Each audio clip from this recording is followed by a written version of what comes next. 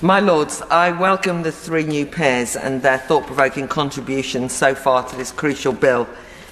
I want to focus on one fairly narrow but I think important consequence of an increasingly cashless society, and that is that a handful of mainly US tech giants now have unprecedented power over the public square.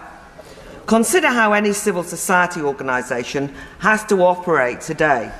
Consumer campaigns, pressure groups, NGOs, the third sector, all will be dependent on payment processes such as US fintech PayPal to operate, to organise online payments for goods, services, events, to receive membership fees, donations, etc. So can you imagine if these digital corporates took it upon themselves to freeze assets and suspend accounts with no notice or explanation, or because some big tech apparatchik seemingly disapproved of the aims of such organisations?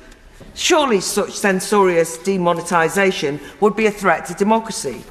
Yet this is not some dystopian future, but is happening now. So I urge the government to use this bill to protect civil society organisations' ability to conduct basic commerce regardless of their political views. My Lords will remember the media coverage of events in September last year when PayPal deplatformed a number of UK organisations.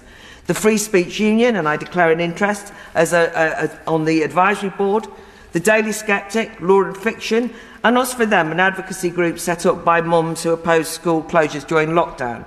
Suddenly, these organisations had no way to process membership, access their own funds, no ability to raise money, were made to feel like criminals, and all their processing services were just switched off abruptly, risking their whole financial viability. As Toby Young, who heads up two of the targeted organisations, explained at the time, PayPal software was embedded in all our payment systems, so the sudden closure of our accounts was an existential threat. Indeed, even PayPal's co-founder Peter Thiel told the Free Press in December, if the online form of your monies is frozen, that's like destroying people economically, limiting their ability to exercise their political voice. Such financial censorship reminded me of when the Canadian Prime Minister Justin Trudeau froze the Freedom Convoy protesters' bank accounts last February. That was shocking, but at least it was clearly a political act. The problem when payment process organisations defund based on content is they're often evasive and opaque about who is targeted and why. PayPal gave contradictory and vague explanations last September, initially citing its acceptable use policy associated with criminality and hate speech, then later telling The Times that the accounts were guilty of misinformation about vaccines. Few were convinced. The MP Miriam Cates told the other place, quote, "It's hard to avoid interpreting PayPal's action as anything other than an orchestrated, politically motivated move to restrict certain views in the UK, or in the FSU's case, even defending those expressing such legal but dissenting views." After a high-profile press coverage and members from both houses, across parties and none, causing a fuss, PayPal eventually backed down, reinstated the accounts and denied that there was any political interference.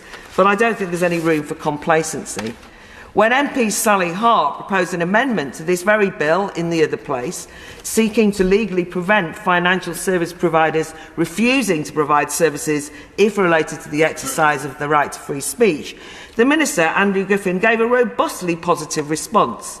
He stated that the government respected, quote, "the balance of rights between users and service providers' obligations, whether the Free Speech Union, the trade union movement, or law-abiding environmental movements, or anyone else expressing lawful views."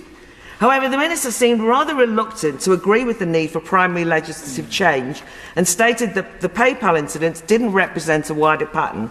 I beg to disagree.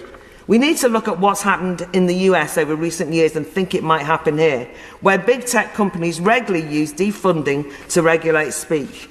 So much so that in June 2021, a large coalition of US civil liberties groups wrote to PayPal and its subsidiary Venmo, asking for transparency, due process and clarity behind its escalating practice of economic limitations of multiple accounts on as varied as WikiLeaks to the New Media Canada's payment to submit an article about Syrian refugees for an award.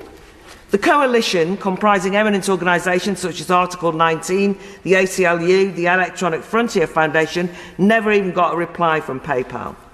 Also, less high-profile instances of deplatforming dissenting views are, for example, happening in the UK, with Patreon, Crowd Justice and GoFundMe affecting our citizens. And what's more, the majority of major payment providers grant themselves the right to block accounts of those whose views clash with Silicon Valley's increasingly ideological corporate values.